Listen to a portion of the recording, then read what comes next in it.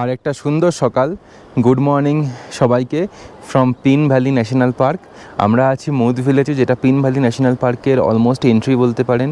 নিচ দিয়ে পিন নদী বয়ে যাচ্ছে, সুন্দর নীল জল, পরিষ্কার। আর দূরে হচ্ছে স্নো ক্যাপড মাউন্টেন্স, যদিও স্নোয়ের পরিমাণ বেশ কম, তাও রাত্রিবেলা স্নোফল হয়েছিল, আবার কেন কমে গেল জানি না।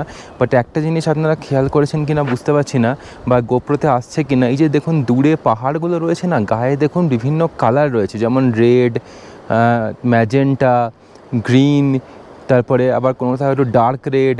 এই যে শেডগুলো রয়েছে, এগুলো আমাদের ধারণা এগুলো এক বিশেষ ধরনের অ্যালগি বা বিশেষ ধরনের ফুল কিছু একটা হয়ে আছে পাহাড়ের গায়ে।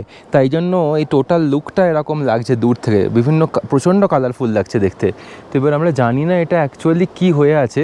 আমরা নিচে গিয়ে একটু হোটেলের সাথে কথা বলে দেখি যে এটা আদৌ ওখানে কোনো গাড়ি নিয়ে যাওয়া যাবে কিনা। সেক্ষেত্রে যদি আমাদের গাড়ি নিয়ে না যাওয়া যায়, আমরা একটা গাড়ি বুক করেও যদি যাওয়ার চেষ্টা করে দেখব, যদি এন্ট্রি পাওয়া যায়। মানে ন্যাশনাল পার্ক তো এন্ট্রি রেস্ট্রিক্টেড হতেই পারে। যাই নিচে গিয়ে অন্তত ব্রেকফাস্টটা তো করি। আর আমি ছাদ থেকে আছি, এই হোমস্টেটার ছাদ অবধি।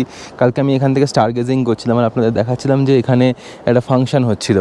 তো আমি সেই জায়গা থেকেই আবার সবাইকে গুড মর্নিং করছি। এখানে কিন্তু ইলেকট্রিসিটি অভাব আছে। দেখুন এরা সোলার প্যানেল লাগিয়েছে। কালকে কিন্তু সারাদিন কোনো ইলেকট্রিসিটি ছিল না, সোলার প্যানেলের যে ব্যাকআপ ছিল সেখান থেকেই চলেছে। আর এখানে অক্সিজেনের লেভেলও কিন্তু বেশ কম।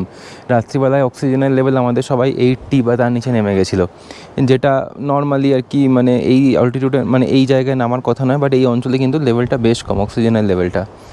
আর এই হচ্ছে ব্যাপার। মোটামুটি কোনো মোবাইল নেটওয়ার্ক নেই, তবে দূরে আমি দেখতে পাচ্ছি একটা টাওয়ার তৈরি হচ্ছে। ওটা যখন তৈরি হয়ে যাবে তখন হয়তো মোবাইল নেটওয়ার্ক চলে আসবে, বাট এই মুহূর্তে কিন্তু মোবাইল নেটওয়ার্ক নেই। এখানে থাকতে হলে বা এখানে এসে পেমেন্ট করতে হলে এটা ক্যাশ নিয়েই আসতে হবে, সেই মাইন্ডসেট নিয়েই আসবেন। সকালবেলা এই মৌদ ভিলেজ থেকে বেরিয়ে একটু যাচ্ছি অ্যাডভেঞ্চারাস রুটে যাওয়ার জন্য চেষ্টা করছি, দেখি কতটা কীভাবে যেতে পারি। রাস্তা তো আগেও খারাপ ছিল, সেরকম খারাপ রাস্তা এদিকেও রয়েছে, নতুন কিছু নয়। দেখা যাক কোথা দিয়ে রাস্তাটা কিভাবে গেছে।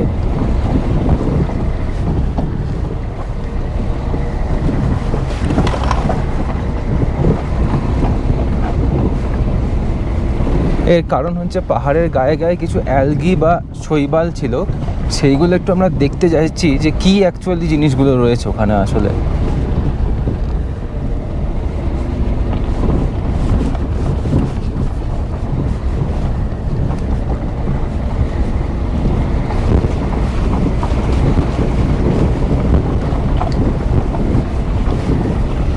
আর লাগেজ নেই বলে গাড়িটা একটু ফ্রি লাগছে আমার আজকে।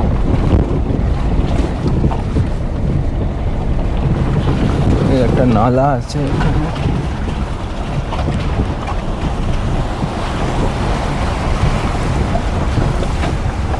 নালাটাকে ক্রস করলাম আমরা, ক্রস করে এগোচ্ছি সামনের দিকে।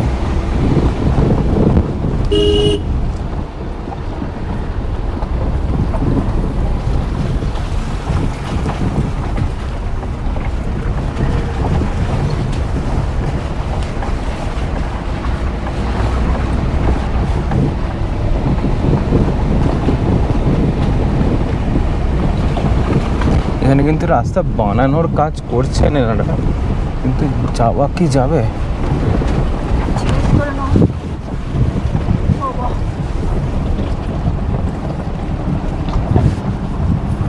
भैया आगे जाने का रास्ता ये गाड़ी जाएगी 2-3 किलोमीटर तक? 17 किलोमीटर। उतना नहीं जाना है, मतलब 2-3 किलोमीटर तक जा पाएगी ना रास्ता? ठीक ठीक है, ठीक है।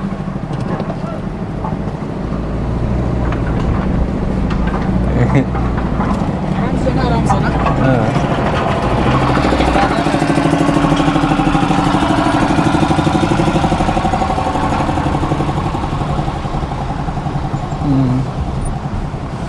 জলের ফ্লোটা দেখো, সব জলের ফ্লোটা কিন্তু বেশ ভালো ফ্লো আছে।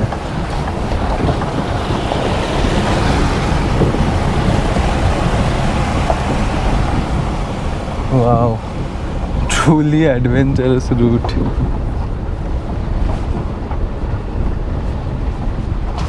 ও ওইগুলো, ওই ঘাসগুলো লাল লাল বুঝে গেছি, দেখেছো ঘাসগুলো?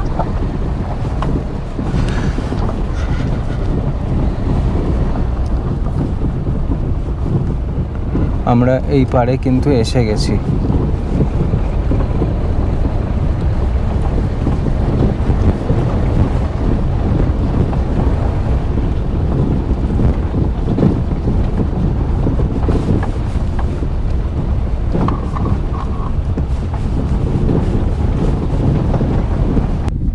দেখুন পাহাড়ি শেয়াল।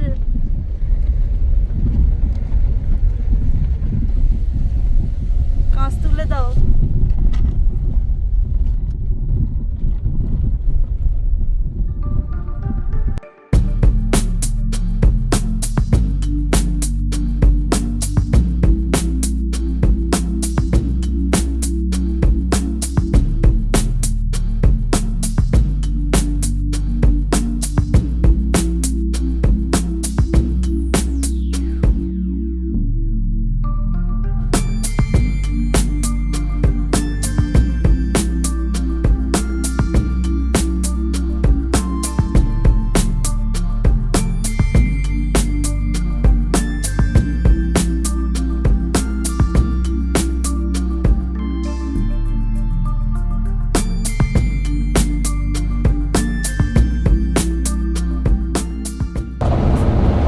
আমরা কোথায় এসে গেছি? নো ম্যানস ল্যান্ডে।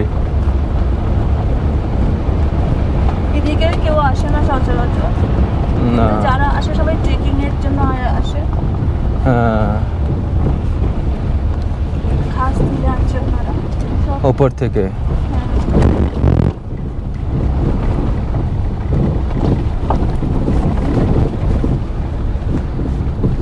কত ঘাস তুলে আনছে। কত ঘাস তুলে এনে স্টকিং করছে, বলো না, এটা উইন্টারে এই টাইমটা স্টক করবে, কারণ শীতকালে তো আসতে পারবে না এই রাস্তায়।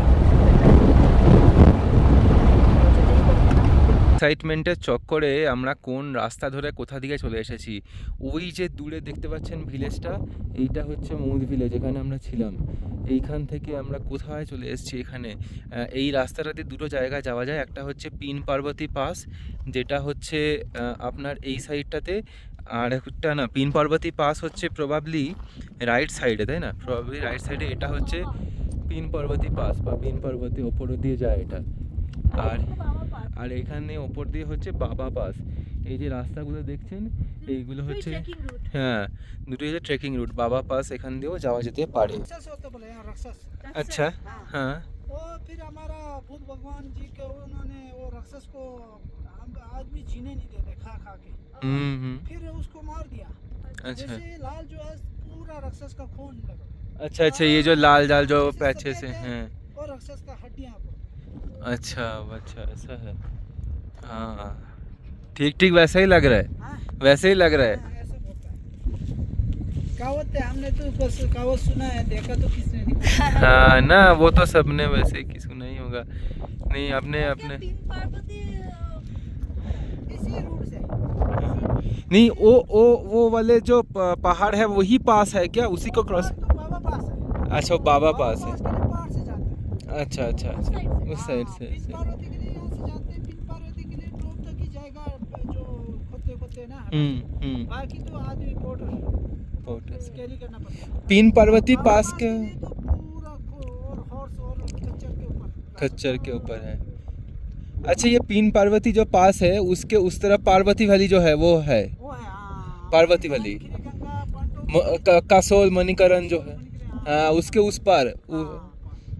मैंने सही पकड़ा है मैंने। ये वाला रोड थोड़ा टफ है, आदमी जाएगा, बाकी पशु नहीं जाते। हाँ, बाबा समझ के गया। लिए तो पूरा पशु, सारे पशु जाते हैं। हाँ,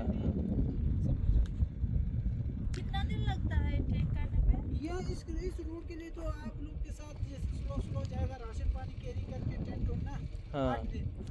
8 दिन का लग जाएगा। बाबा के लिए तो 3 दिन में पहुंच जाते हैं। वैसे हम लोग तो अच्छा। 1 दिन में जाता बाबा। हाँ। सुबह यहाँ से 3 बजे उठ के जाएगा, शाम को 3 बजे बाबा पहुंच जाते हैं। बाप रे बाप, 12 घंटे में। 12 ঘন্টা में।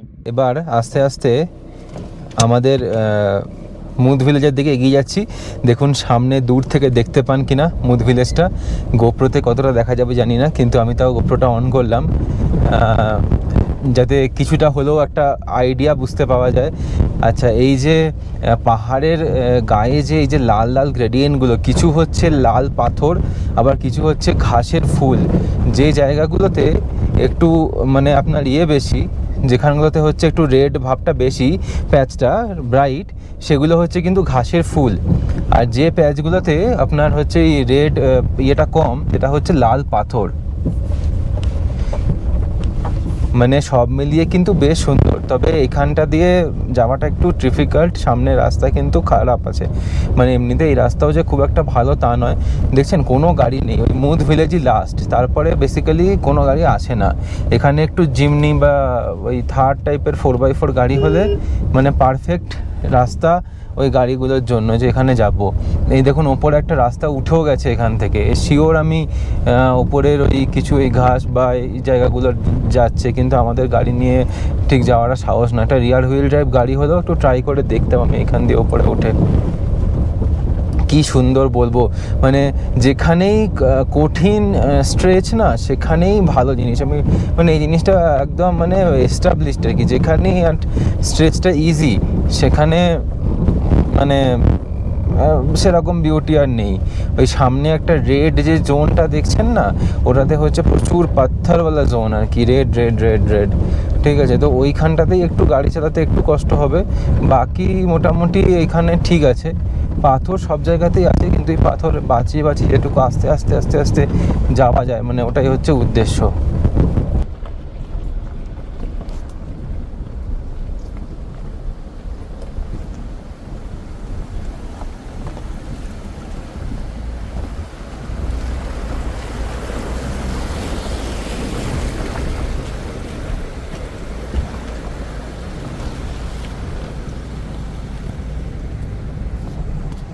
এই ওয়াটার ক্রসিংটা আমরা পেরিয়ে এলাম। এখানে বেশ ভালোই কিন্তু নদীর ফ্লো আছে, আর এই বরফগুলো ওপর থেকে গলছে না, এই জলটা কিন্তু বেশ ভালো। এটাই কি পিন নদী? পিন নদী থেকে মিশছে না একটা একটা স্ট্রিম। হ্যাঁ, যাই হোক এগোনো যাক, রাস্তা ভয়ঙ্কর। আমরা এবার বেরোচ্ছি গ্রিন তারা হোমস্টে থেকে। এখানকার ব্যবস্থাপনা কিন্তু বেশ সুন্দর, আর দেখুন আপনার ইনফ্রাস্ট্রাকচারও কিন্তু বেশ ভালো। সময় এখন 10:48। আমরা বেরোচ্ছি হচ্ছে কাজার উদ্দেশ্যে, হয়তো 3 ঘন্টা মতো সময় লাগবে।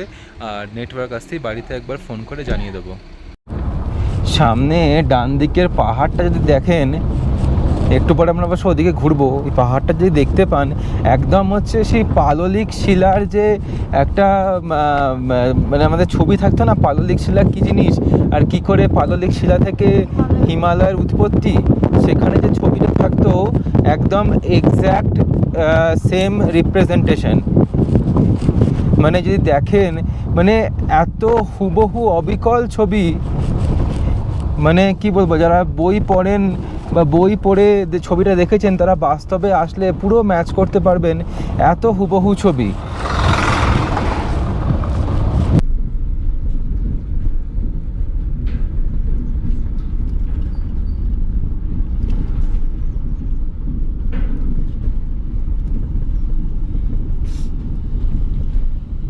জায়গাটা দেখুন কি অসাধারণ, ওহ লাভলি লাভলি জায়গা, একদম সত্যি অসাধারণ অসাধারণ। দূরে বরফের পাহাড়, তার আগে সুন্দর ভ্যালি, তার মধ্যে দিয়ে নদী, পিন নদী, অসাধারণ সুন্দর, কোনো বলার ভাষা নেই।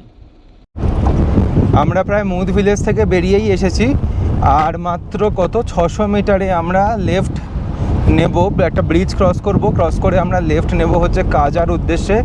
কাজায় আমাদের হোটেল এখান থেকে মাত্র 16 কিলোমিটার দূরত্ব, আর সময় দেখাচ্ছে 28 minute, which is fair enough. তো আমরা যেটা করব আজকে, একটু ম্যাগি বানানোর চেষ্টা করব, দেখা যাক কতদূর কী হয়। তারপরে আমরা আস্তে আস্তে কাজার দিকে এগোবো। এই আমরা মুদ ভিলেজের এক্সিট থেকে মেন হাইওয়ের দিকে উঠব।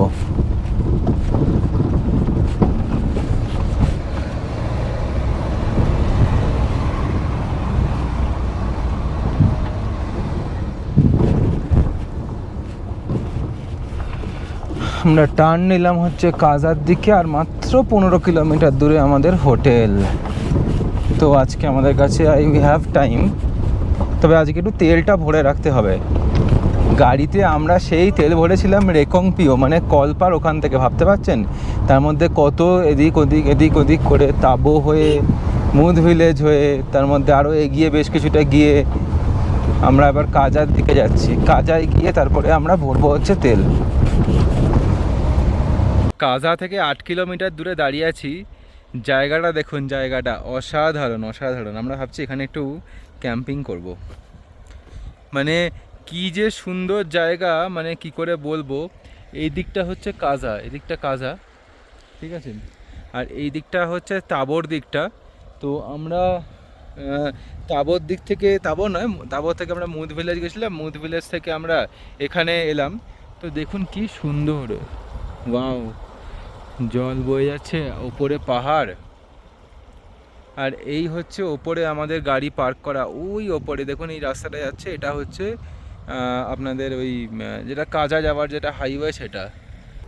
ওফ, জলটা কি ঠান্ডা, ফ্রিজিং কোল্ড। পাহাড়ের ওপরে মেঘগুলো অসাধারণ অসাধারণ, কি সুন্দর ভিউ।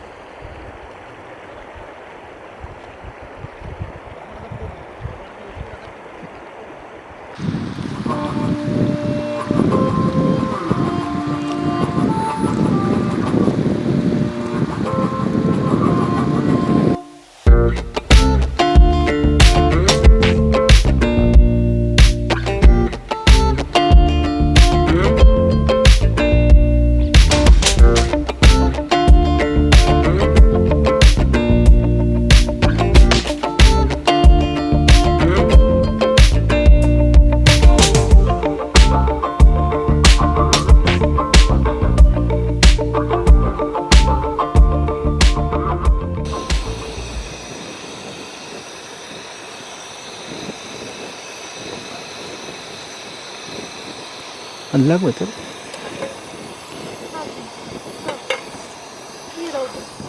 দাঁড়া।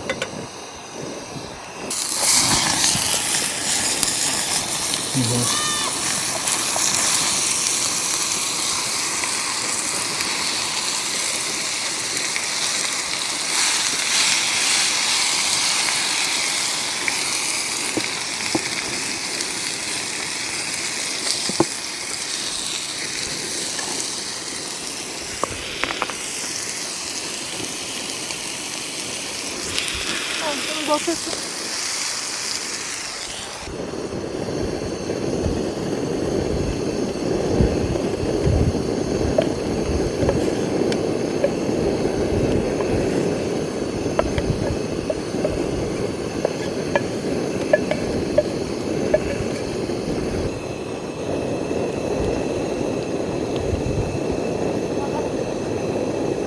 নৌকা চার্জ আছে।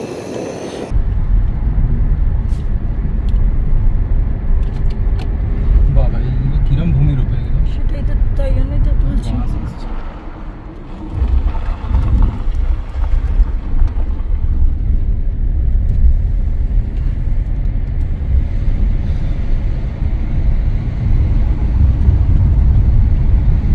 ফার্স্ট গ্লান্সটা দেখতে পাচ্ছি সামনে যে শহরটা, সেটাই হচ্ছে কাজা। আমাদের হোটেলটা এখান থেকে আর মাত্র 1.5 কিলোমিটার, যেটা 3 মিনিট সময় লাগবে।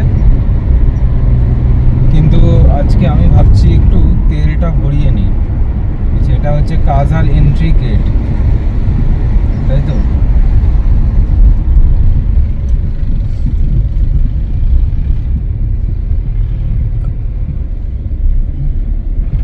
যাচ্ছি তেল নিতে।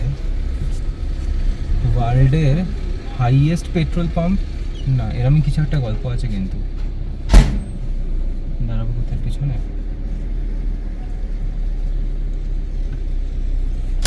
এখানে কিন্তু প্রচন্ড লাইন পড়ে, একবার দেখে আসি কোথায় কি ব্যাপারটা হচ্ছে।